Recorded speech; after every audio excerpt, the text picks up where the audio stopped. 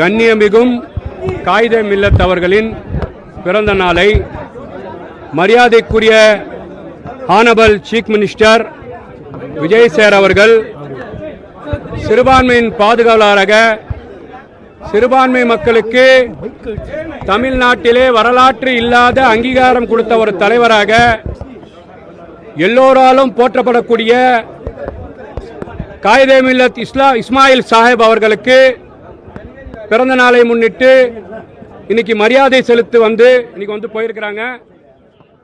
அது மட்டும் இல்லாமல் மரியாதைக்குரிய காயிதே மில்லத் இஸ்மாயில் சாஹிப் அவர்கள், காயிதே மில்லத் என்பது அவர்கள் கொடுத்த பட்டம், வழிகாட்டும் தலைவராக, ஒரு வழிகாட்டு தலைவராக அத்தனை மக்களுக்கும் இந்த தமிழக மண்ணிற்காக தமிழ் மொழிக்காக வாழ்ந்து மறைந்தவர் மரியாதைக்குரிய கண்ணியமிகும் காயிதே மில்லத் இஸ்மாயில் சாஹிப் அவர்கள். தொடர்ச்சியாக இஸ்லாமியன் வழியாக இருந்தாலும் தமிழே தேசிய மொழியாக வேண்டும் என்று பாராளுமன்றத்திலும் சட்டமன்றத்திலும் ஆக்கப்பூர்வமாக வலுவாக குரல் கொடுத்தவர் இஸ்மாயில் சாஹிப் அவர்கள். அது மட்டுமில்லாமல் ஒன்றிணைந்த மெட்ராஸ் மாகாணியம் இருக்கும்போது தமிழ்நாட்டை தமிழ்நாடு என்று பெயர் சூட்ட வேண்டும் என்று சொன்னவர் மரியாதைக்குரிய கண்ணியமிகும் காயிதே மில்லத் இஸ்மாயில் சாஹிப் அவர்கள். அத்தனை மக்களுக்காகவும் தன் வாழ்நாளை அர்ப்பணித்து ஒரு தூய மக்கள் பணியை மக்கள் பிரதிநிதியாக பாராளுமன்றத்திலும் சட்டமன்றத்திலும் குரல் கொடுத்தவர் கண்ணியமிக்கும் இஸ்மாயில் சாஹிப் அவர்கள். அவர்களின் பிறந்த நாளை இன்றைய தினம் ஹானபிள் சீஃப் மினிஸ்டர் மரியாதைக்குரிய விஜய் சார் அவர்கள் இன்னைக்கு அவங்களோட மஹபாரால அவரோட அடக்க ஸ்தலத்தில் இங்கே பார்த்தீங்கன்னா அவர்களுக்கு உரிய மரியாதையை உரிய அங்கீகாரத்தை கொடுத்திருக்கிறார்கள் என்று இங்கே பார்த்தீங்கன்னா மரியாதை செலுத்தி சென்றிருக்கிறாங்க.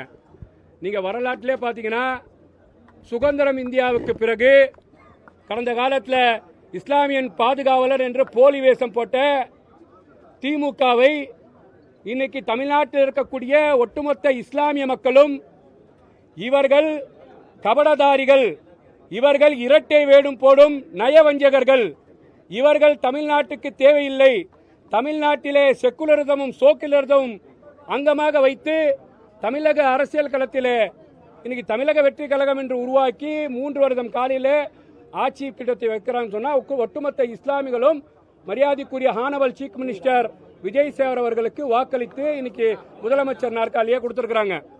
அது மட்டும் இல்லைங்க, இஸ்லாமியன் பாதுகாவலன் சொல்லக்கூடிய இந்த அயோக்கிய திமுக அரசாங்கம் சுதந்திரத்துக்கு பின்னாடி முஸ்லீம் லீக் அவங்க கூடயே இருந்தார்கள், காயிதே மில்லத் சாஹிப் அவர்கள் கூடயே இருந்தார்கள். நாங்கள் இஸ்லாமியன் பாதுகாவலன் சொல்லக்கூடிய திமுக அரசாங்கம் இஸ்லாமியர்களுக்கு அமைச்சரவையில் ஒரு அங்கீகாரம் கூட கொடுக்காத வரலாறை தான் தமிழ்நாடு பார்த்தது.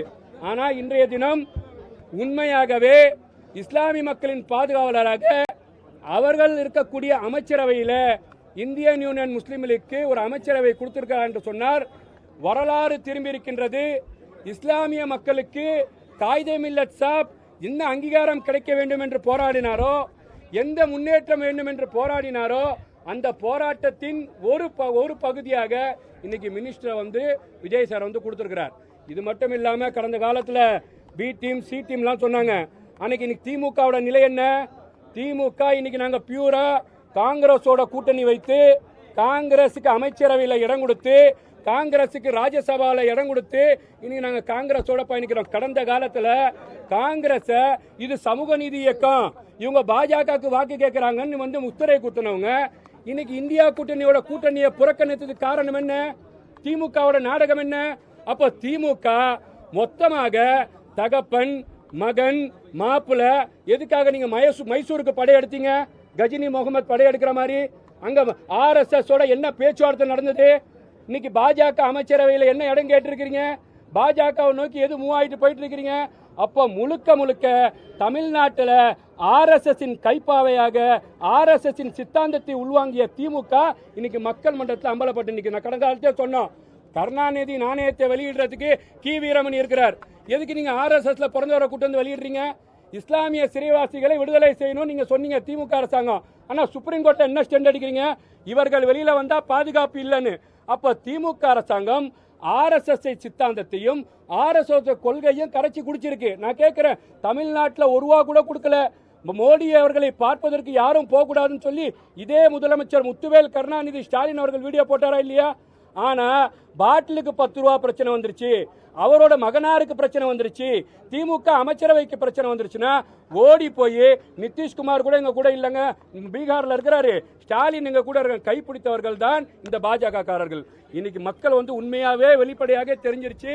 இன்னைக்கு செக்குலரிசமாக சமூக நீதியாக ஹானபல் சீஃப் மினிஸ்டர் அவர்கள் காங்கிரஸ் போன்ற கூட்டணிகளை வைத்து நல்லாட்சி தந்திருக்கின்றார்.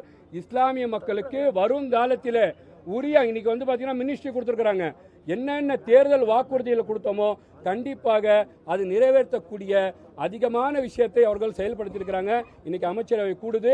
பல இஸ்லாமியர் சார்ந்த விஷயங்கள் நீங்க சட்டமன்றத்தில் பார்க்க போறீங்க, வெளியில வரும் நான் சொல்றேன். நன்றி. கிளைகள் கொண்ட அண்ணமால் institute of hotel management and hospital management படிப்பில் சேர்வதற்கான அட்மிஷன் நடைபெறுகிறது.